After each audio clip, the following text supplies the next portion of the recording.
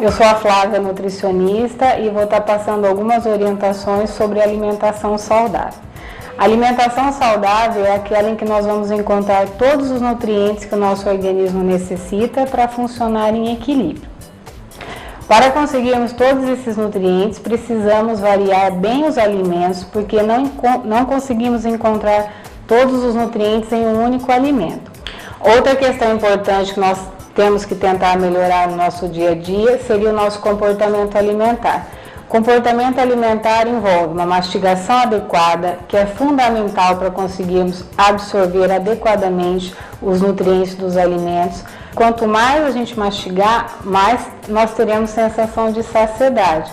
Com isso, nós vamos conseguir comer nas quantidades mais adequadas.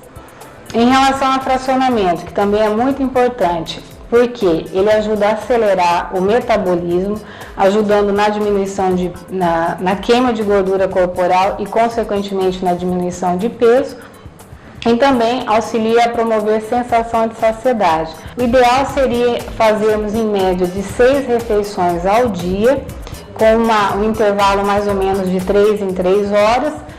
Gostaria de enfatizar o valor nutricional de alguns alimentos, como por exemplo a semente de linhaça e a de chia. Ambas são riquíssimas em vitaminas, minerais, fibras e ômega 3. Na linhaça, eu gostaria de destacar uma substância chamada lignana, que é um fito-hormônio, cuja estrutura química é similar ao hormônio estrógeno, podendo auxiliar muito aí para amenizar os sintomas da menopausa. Na chia, eu gostaria de enfatizar a sua fibra, que em contato com a água do alimento ou no estômago, ela se transforma num gel, auxiliando muito na sensação de saciedade.